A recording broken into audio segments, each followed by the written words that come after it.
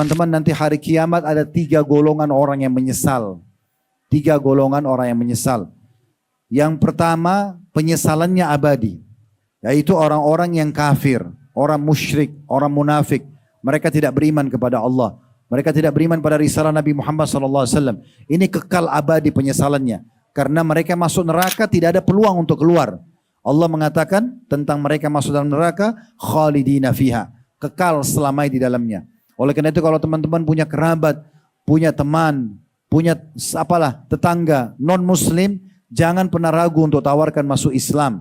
Kita cuma menawarkan hidayah di tangan Allah. Jangan pernah ragu apakah diterima atau tidak. Tawarkan saja Islam. Saya setiap kali ketemu orang non-muslim, saya selalu bertanya, bagaimana pendapat Anda tentang Islam? Setelah dia jelaskan pendapat dia, lalu kemudian saya cuma menyampaikan dengan harapan dia bisa masuk Islam. Dan tidak sedikit di antara mereka syahadat karena itu. Hampir mayoritas yang masuk Islam yang syahadat ini, rata-rata tidak masuk akal. Mendengarkan azan, melihat muslimah pakai jilbab, hanya mendengarkan sebuah potongan ayat, mereka bisa syahadat. Karena orang kalau meninggal dalam keadaan kafir, tidak ada keselamatan lagi selamanya. Maka dia akan masuk neraka selamanya. Yang kedua, orang yang menyesal tapi ini sementara saja. Artinya menyesal karena mereka masuk ke neraka tapi masih bisa keluar. Ini adalah usatul mu'minin. Orang-orang beriman yang banyak buat dosa tapi tidak sempat bertaubat. Ini bahaya nih. Ya, walaupun nanti keluar dari neraka tapi tetap menyesal. Mereka ini menyesal karena mereka masuk neraka walaupun hitungan cuma beberapa hari tetap menyesal karena siksaannya sangat menyakitkan. Siksaannya sangat menyakitkan karena di akhirat nanti tidak ada kematian. Tidak ada kematian.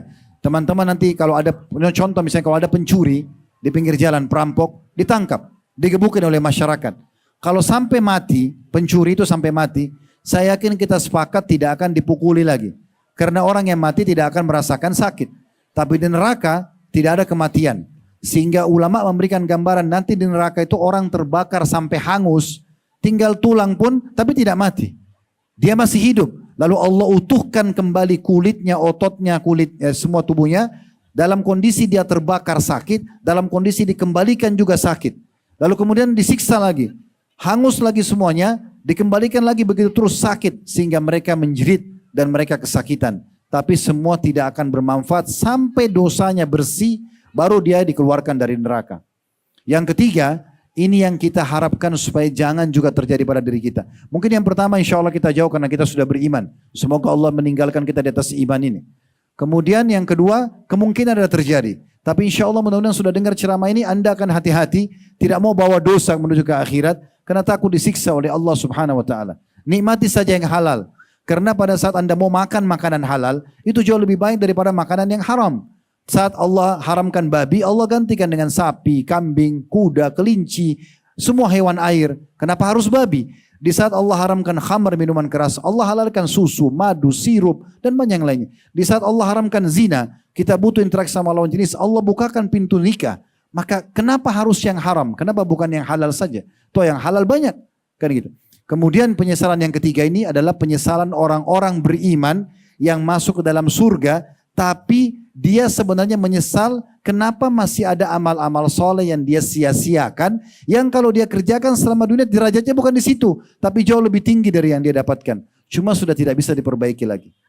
Dia masuk ke surga, seharusnya dia bisa masuk ke derajat 100 misalnya. Dia cuma ada di derajat kedua. Dia menyesal karena dia tahu sebenarnya dia bisa raih derajat 100 kalau selama dunia dia tidak lalai dari amal-amal soleh. Maka ini penyesalan juga berbahaya buat kita.